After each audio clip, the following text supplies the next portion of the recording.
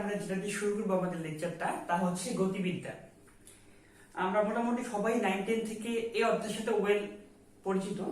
তারপর আমরা বেশ কিছু জায়গাকে আটকে পড়ি। হ্যাঁ, সো দেখি আমরা এবার গতিবিদ্যার যে এইচএসসি লেভেলের সবগুলো অঙ্ক, ইভেন অ্যাডমিশন লেভেলের অঙ্কগুলো একদম ডিটেইলস এগুলোকে কভার করবো উইথ থিওরি। চলো শুরু করা যাক। তবে প্রথমে আমি করতেছি যেটা তা হচ্ছে এর থিওরি পার্টটা আমরা একটু পড়াই। হ্যাঁ, এর থিওরি পার্টটাকে আমরা আগে ডিসকাশন করে ফেলি। সো তার আগে লিখে নেওয়ার টপিক কি কি, এই অধ্যায়ে কি কি টপিকস আছে। আমরা এই অধ্যায়টাকে প্রধানত তিনটা বিশাল ভাগে ভাগ করতে পারি। প্রথম পার্টটা হচ্ছে আপনার গতির সূত্রাবলী। প্রথম পার্টটা হবে গতির সূত্রাবলী। এর মধ্যে কি কি থাকতে পারে? এর মধ্যে যা যা থাকবে তা হচ্ছে, ফর এক্সাম্পল ধরতে পারো তুমি যে আমাদের যে a = ut + ½ at² v² = u² + 2as, এই টাইপের সব সূত্রাবলী বা এগুলার বিভিন্ন অঙ্ক। 2 নাম্বার আছে আমাদের এই অধ্যায়ের প্রাণ, যাকে আমরা বলে থাকি প্রাস বা প্রক্ষেপক, প্রক্ষেপক বা প্রজেক্টাইল বা প্রাস। আর নাম্বার 3 হচ্ছে আমাদের কৌণিক গতি। ওকে, কৌণিক গতি অর্থাৎ বৃত্তাকার পথে যে গতিগুলো না, আমরা ওই পার্টটা নিয়েও কথা বলবো। তাহলে আমাদের এই অধ্যায়ে আমরা কি মেইনলি তিনটা ক্লাস নিয়ে কথা বলবো, তিনটা সাবসেকশন নিয়ে কথা বলবো। ঠিক আছে, দেখা যাবে আমাদের সবচেয়ে ইম্পর্টেন্ট আমরা বললামই এইটা, তাই আমরা এখানে বেশি টাইম ইউজ করবো, আর এগুলো আমরা একটু ফাস্ট পড়বো। তাহলে চলো শুরু করা যাক আমাদের গতির সূত্রাবলী ওই পার্টটা থেকে। গতির সূত্রাবলীর মধ্যে আমরা প্রথমে যে টপিকস নিয়ে কথা বলবো তা হচ্ছে আমাদের সরণ বা ডিসপ্লেসমেন্ট। আমরা 9-10 থেকে এটা পড়ে আসছি যে সরণ কাকে বলে। কি ছিল যে সময়ের সাপেক্ষে বা সময়ের সাথে সাথে পারিপার্শ্বিকের সাপেক্ষে কোন বস্তুর অবস্থানের পরিবর্তনকে বলা হয় তার সরণ। বা এটাকে অন্যভাবে বললে একটা বস্তুর আদি অবস্থান এবং শেষ অবস্থান এদের মধ্যবর্তী যে সরল রৈখিক দূরত্ব বা মিনিমাম দূরত্ব যেটা, তাকেই বলা হয়ে থাকে তার সরণ। ব্যাপারটা কি এরকম, ধরো এক ব্যক্তি এইখান থেকে যাত্রা শুরু করলো, তার উদ্দেশ্য হচ্ছে বি তে যাবে, তার উদ্দেশ্য সে যাত্রা করে এ থেকে আলটিমেটলি বি পয়েন্টে গিয়ে থামবে।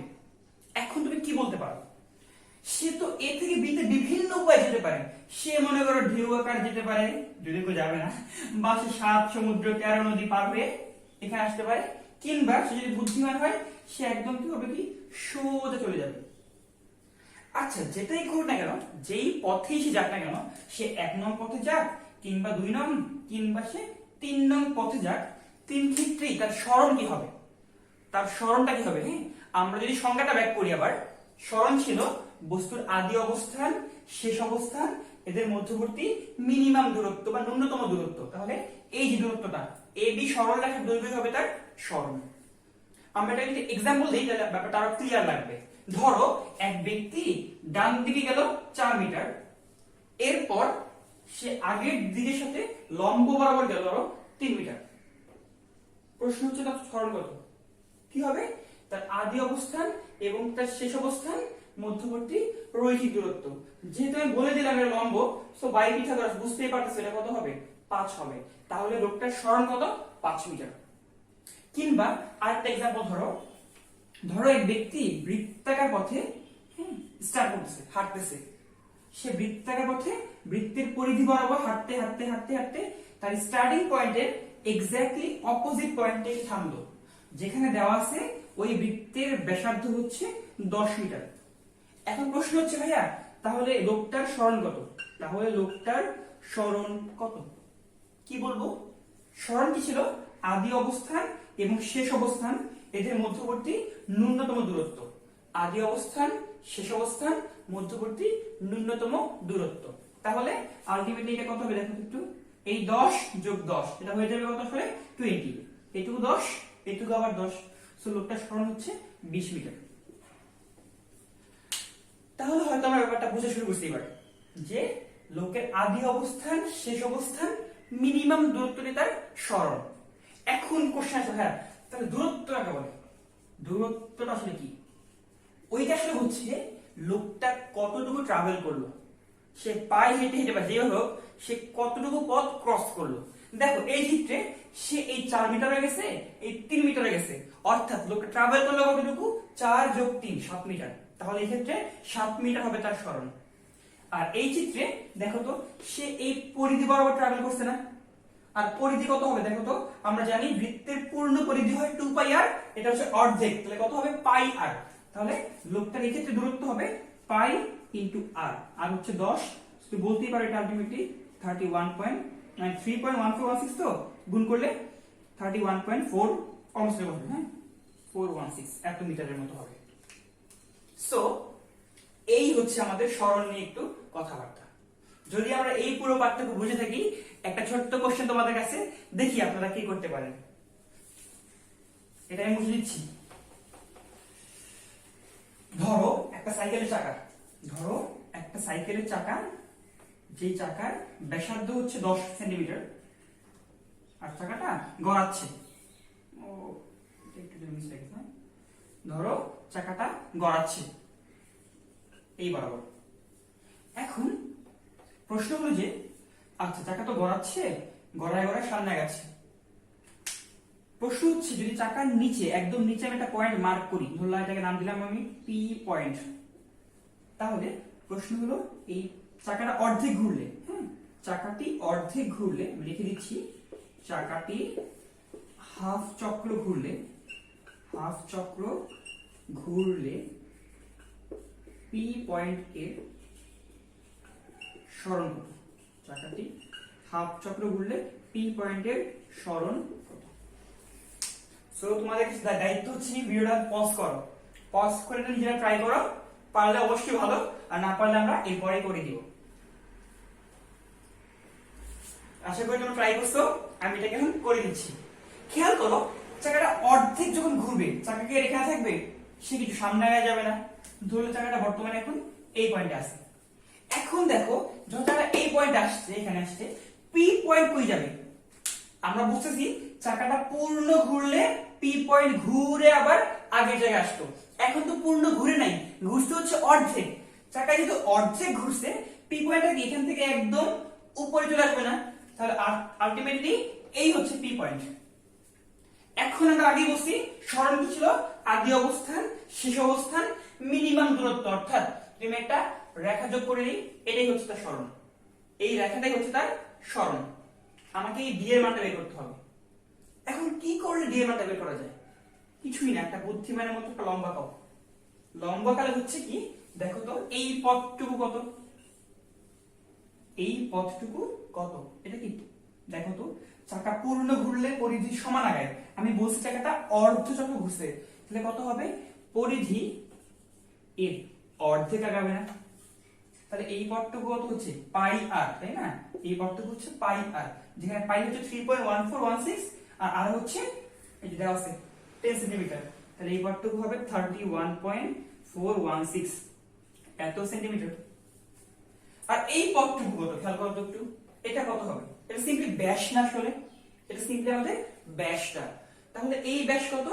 এটা কত হবে? সিম্পলি 10 আর 10 20 সেন্টিমিটার। তুমি ভূমি জানো, লম্ব জানো, তুমি কি ডি পেয়ে যাবে না? বাই পিথাগোরাস, এখান থেকে ডি হচ্ছে √, এটা স্কয়ার 31.416 ইহার স্কয়ার প্লাস এই 20 তার স্কয়ার। এটাকে সলভ করলে যা আসে তাই আমার অ্যানসার। সলভ করলে যা আসে ওইটাই আমাদের কি অ্যানসার। আশা করি আমরা ম্যাথটা বুঝতে পারলাম। এটা বেশ ভালো একটা एग्जांपल ছিল।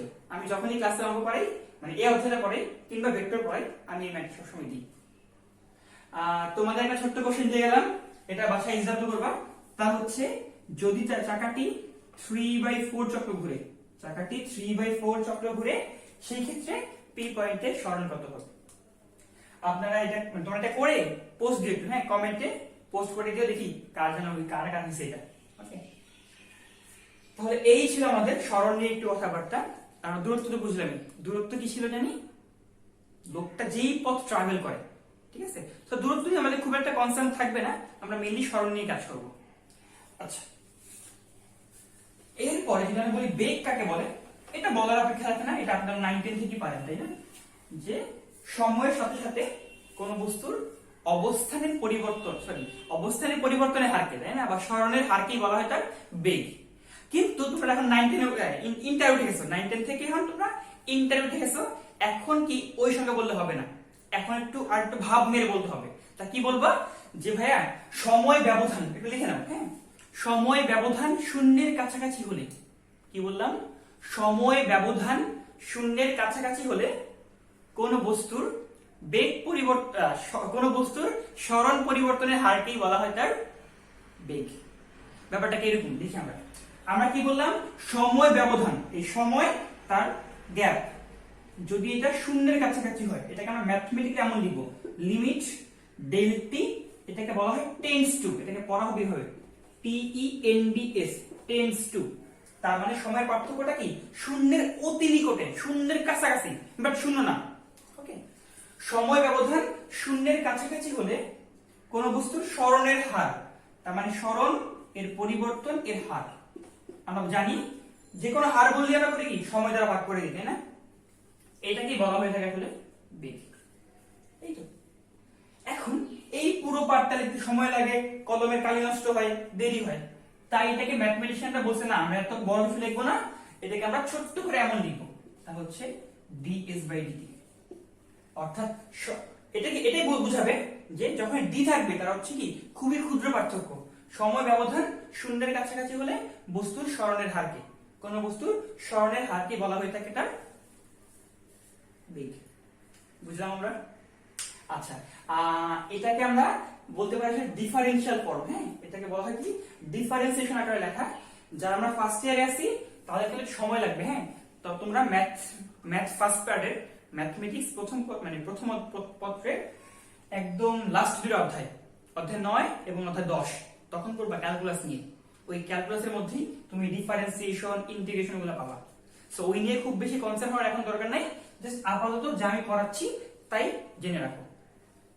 আচ্ছা, এই গেল আমাদের বেগ। তাহলে বলতো বেগের একক কি হবে?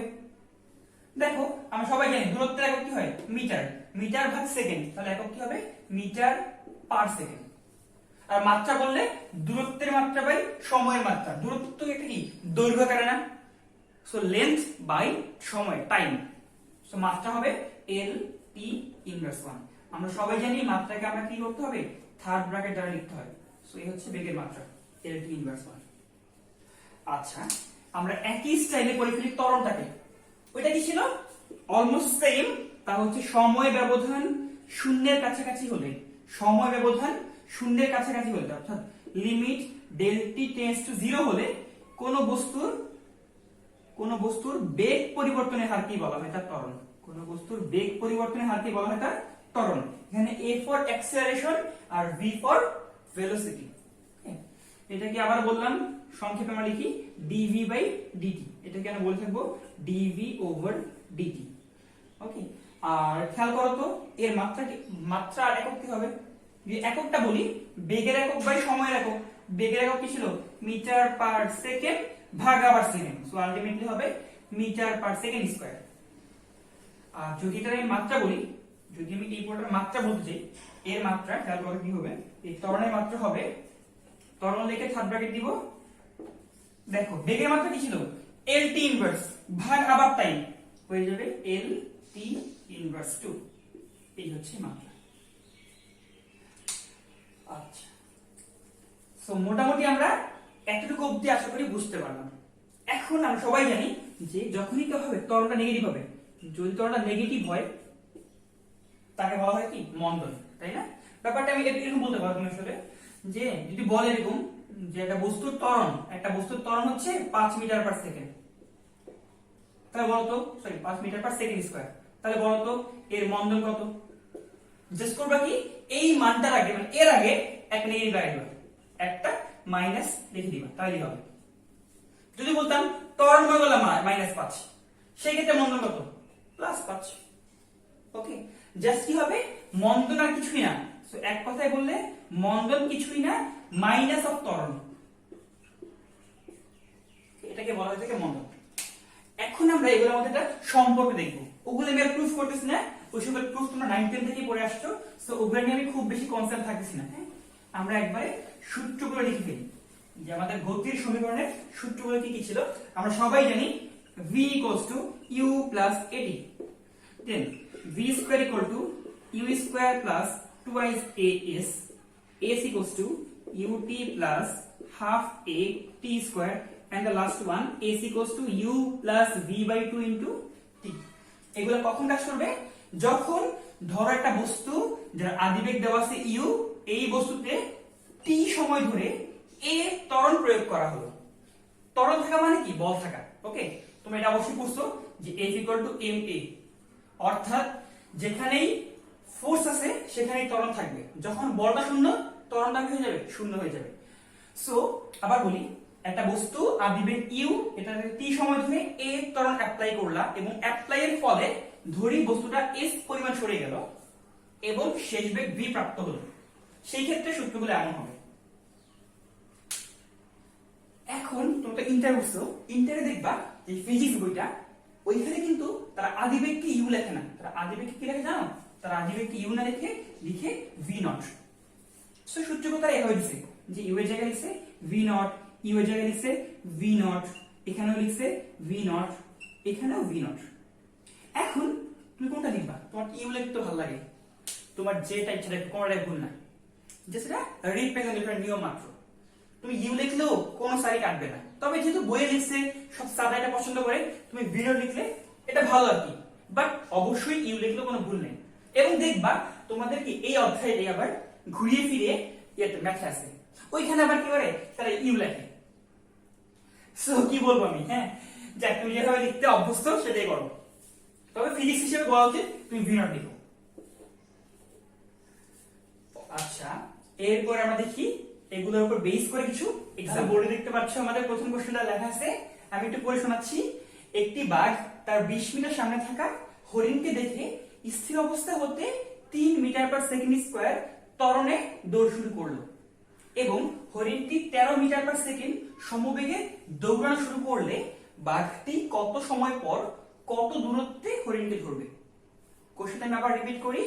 একটি বাঘ তার 20 মিটার সামনে থাকা হরিণকে দেখে, খেয়াল করবো হচ্ছে নাকি, ধরলা এই পয়েন্টে আমার টাইগার ছিল, বাঘটা তার সামনে 20 মিটার দূরে থাকা একটা হরিণকে, ডিয়ার কে দেখতে পেয়ে, এই দূরত্ব হচ্ছে 20 মিটার, দেখতে পেয়ে স্থির অবস্থা হতে, যেহেতু বাঘটা স্থির অবস্থা থেকে শুরু করছে, তাহলে বলেন বাঘের আদিবেগ কত? শূন্য। দেখতে পেয়ে সে দৌড় শুরু করলো, তবে বাঘের ত্বরণ কত দেখালো? 3 metre per second square. So given that বাঘের ত্বরণ হচ্ছে 3 মিটার পার সেকেন্ড স্কয়ার। আর হরিণ কি থেমে থাকবে? সে বাঘকে দেখে দৌড়াবে না, সে মনে করো জান প্রাণ নিয়ে দৌড়াচ্ছে, যার বেগ দেওয়া আছে হচ্ছে 13 মিটার পার সেকেন্ড। এবং এই বেগটা হচ্ছে কোন টাইপের বেগ? এটা হচ্ছে সমবেগ। আর মাথায় রাখবো আমরা, যখনই সমবেগ, পৃথিবীর সবচেয়ে সহজ সূত্র s equal to vt, beg equal দূরত্ব ইকুয়াল টু বেগ ইনটু সময় ইন কেস অফ সমবেগ। এখন দেখো প্রশ্ন হচ্ছে বাঘটা হরিণকে কত সময় পর কত দূরত্বে ধরবে। ধরি বাঘটা হরিণকে বা হরিণটা ধরি, হরিণটা এখানে s1 দূরত্ব যাবে আর অতক্ষণে বাঘটা আমার s2 দূরত্ব যাবে। তাহলে চিত্রতে বলো তো কোনটা বড়, s1 না s2 বড়? অবভিয়াসলি s2 বড়। কতটুকু বড়? s2 হচ্ছে s1 plus 20 metre, s1 plus 20। আচ্ছা, s2 কি ছিল? বাঘের দূরত্ব না? আর বাঘের গতি কোন টাইপের? সমত্বরণে। বাঘের গতি হচ্ছে কি? ত্বরণে। তো সূত্র কোনটা হবে? s equal to ut plus half a t square। এক্ষেত্রে কত হবে? v naught t, তাই না? আর v naught কত? 0। So 0 into t plus half a t square is equals to s1 কি ছিল? হরিণের দূরত্ব, সবচেয়ে সহজ সূত্র vt। হরিণের বেগ হচ্ছে 13 মিটার পার সেকেন্ড, মানে 13 লিখি জাস্ট, এই v আর t তো t প্লাস 20। তোমাকে এটা সলভ করে তুমি কি পেয়ে যাবে না? এক পাশে নিয়ে শুধু তুমি, এটা হয় 1.5 t square minus 13t minus 20 is equals to 0। এটাকে সিম্পলি তুমি মেলডাউন করতে পারো অথবা ক্যালকুলেটর সলভ করো। উত্তরটা মনে আছে, এটা সলভ করে দেখো, তুমি t এর দুইটা মান পাবা। যেহেতু দ্বিঘাত সমীকরণ, দুইটা মানই তো আসবে। সলভ করলে একটা ভ্যালু আসে আপনার 10 সেকেন্ড, আর একটা ভ্যালু আসে আপনার -4/3 সেকেন্ড। এখন কোনটা গ্রহণযোগ্য? অবভিয়াসলি সময় নেগেটিভ হবে না, সো তো সময় পেয়ে গেলা 10 সেকেন্ড। তুমি যখনই এস টি পেয়ে গেলা, তুমি কি এস পেয়ে যাবে না? তাহলে খেয়াল করো S1 কত হচ্ছে, S1 ছিল কত 13t, এই যে S1 ছিল, সো 13t হচ্ছে 10 অর্থাৎ 130 মিটার। অর্থাৎ বলতে পারো তুমি হরিণটা 130 মিটার দৌড়ানোর পর ধরা খাবে। কিংবা তুমি চাইলে S2 বের করতে পারতা। এটা কত ছিল আবার, S2 ছিল হচ্ছে এই পুরো পার্টটুকু 0t plus half 3t square, half into 3 into t square, তাহলে half into 3 into t square. এটা করলে খেয়াল করে কত আসবে, এটা করলে 1.5 ইনটু 100, সিম্পলি 150 মিটার। সো কি বলতে পারো তুমি, বলতে পারো যে ভাইয়া হরিণটা 130 মিটার দৌড়ানোর পর ধরা খাবে, অথবা বাঘটা 150 মিটার দৌড়ানোর পর হরিণকে ধরবে। সো আশা করি আমরা এই ম্যাথটা বুঝতে পারলাম। আমরা এরপর 2 নম্বর ম্যাথটা শুরু করব। আমরা এখন আমাদের 2 নম্বর প্রশ্নটা খেয়াল করি। তা কি বলা হয়েছে, স্থির অবস্থা হতে সমতলে চলমান একটি বস্তু, যখনই বললো স্থির অবস্থা অর্থাৎ আদিবেগ কত 0, প্রথম সেকেন্ডে যায় 1 মিটার, পরবর্তী 1 মিটার যেতে তার কত টাইম লাগবে। ব্যাপারটা কি এরকম দেখো, এই ধরলা বস্তুর গতিপথটা, যেখানে বস্তুর আদিবেগ দেওয়া আছে 0 এবং বস্তুটা প্রথম 1 সেকেন্ড যেতে, সরি প্রথম 1 মিটার যেতে, প্রথম 1 মিটার যেতে তার সময় লাগে 1 সেকেন্ড। প্রশ্ন হচ্ছে যদি বস্তুর কি থাকে, ত্বরণ সেম থাকে, সমতরণ বস্তু যেহেতু ত্বরণটা সেম থাকে, তাহলে পরবর্তী 1 মিটার যেতে, এই 1 মিটার যেতে তার কত টাইম লাগবে, পরবর্তী 1 মিটার যেতে তার কত সময় লাগবে। আচ্ছা, আমরা যে সূত্রই হয় না কেন, দেখো আমাদের সাথে সূত্র v u at, কিংবা v square u square plus 2 as, অথবা s ut plus half at square। তুমি যেই ফর্মুলায় ফেলা না কেন, দেখবে এখানে কি আছে, 4টা করে রাশি আছে, এখানে 4টা করে রাশি থাকে। এখন ওই 4টা করে যেহেতু রাশি আছে, তোমার কমপক্ষে 3টা মান জানতে হবে 4টা পাওয়ার জন্য। বাট আমার যে এই পার্টটা খেয়াল করি, আমি এই পার্টে কিন্তু আমার শুধুমাত্র কি দেওয়া আছে, শুধুমাত্র সরল দেওয়া আছে। আমি কি তাহলে টাইম পারবো, কিছু পারবো না করতে, অনলি একটা দেওয়া আছে, আমি কিন্তু তাহলে পারবো না। দ্যাটস ওয়াই আমার করতে হবে কি, যেহেতু আগে আমার 3টা তথ্য দেওয়া আছে, আমি এখান থেকে বাকি কিছু বের করে তাকে আবার কি পরে ইউজ করতে পারি। একটা কাজ করি, আমি এখান থেকে প্রথমে ত্বরণটাকে বের করি। তো কোন ফর্মুলা ফেলাবো, আমি এটা ফেলাই, খেয়াল করো s ut বা v naught t, তুমি যা লিখো হাফ a t স্কয়ার, যেহেতু আদিবেগ 0, এই পার্টটা 0, এখানে s কত, প্রথম ক্ষেত্রে s হচ্ছে 1 metre, half into a into t square, এই ক্ষেত্রে a কত, ত্বরণটা জানা নাই, আর t স্কয়ার, t ছিল 1 সেকেন্ড, সো সিম্পলি আপনি পেয়ে যাবেন এই হচ্ছে 2 মিটার পার সেকেন্ড স্কয়ার। এখন এটা বুদ্ধিমানের মতো কাজ করা যায়। তুমি একটা কাজ করো কি, তুমি এরপরে একই সূত্র ফেলাও ut plus half at square, তুমি এবার পুরো 2 সেকেন্ডের জন্য, সরি পুরো 2 মিটারের জন্য, পুরো 2 মিটারের জন্য তুমি টাইমটাকে বের করো, দেখি ব্যাপারটা কি হয়। সো এই পুরো পথের ক্ষেত্রে দূরত্ব হচ্ছে 2 মিটার, বেগ হচ্ছে 0, আদিবেগ যেহেতু 0, এই পার্টটা 0 হয়ে গেছে, আর এই পুরো ক্ষেত্রে দূরত্ব হচ্ছে 2 মিটার, হাফ ত্বরণ কত, এখানে ওই জায়গাটাই না 2 ইনটু t স্কয়ার, 2 2 কাটা গেল, t স্কয়ার ইকুয়াল টু 2, তাহলে t কত আসবে, রুট ওভার অফ 2, তা হচ্ছে 1.414। এবার তুমি খেয়াল করো তো, এই পুরো পথ যেতে সময় লাগে 1.414 সেকেন্ড, তাহলে এইটুকু বা যেতে লাগতো কতক্ষণ, 1 সেকেন্ড দেওয়া ছিল না, প্রথম পথ যেতে লাগে 1 সেকেন্ড, পুরো 2 মিনিট যেতে লাগে হচ্ছে 1.414 সেকেন্ড, তাহলে অবভিয়াসলি এই পথটুকু যেতে কতক্ষণ লাগবে, এইটা বিয়োগ 1 সেকেন্ড না, অর্থাৎ বলতে পারো তোমার এদিকে t2 মনে করলা, এটা হবে কত 1.414 মাইনাস 1, অর্থাৎ 0.414 সেকেন্ড। এবং এই ম্যাথটা কিন্তু ঢাবিতে একবার আসছিল। তুমি একটা কাজ করো, এই কোশ্চেনটা একটু মনে রেখো, পারলে খুব ভালো হবে। হ্যাঁ, কোশ্চেন মুখস্থ করতে বলছি না আসলে, বাট দেখো তো কোশ্চেনটা কি একটা কমন প্যাটার্নে আছে, এই টাইপের কোশ্চেনের উত্তরটা মনে রেখো, কাজে দেবে আশা করি।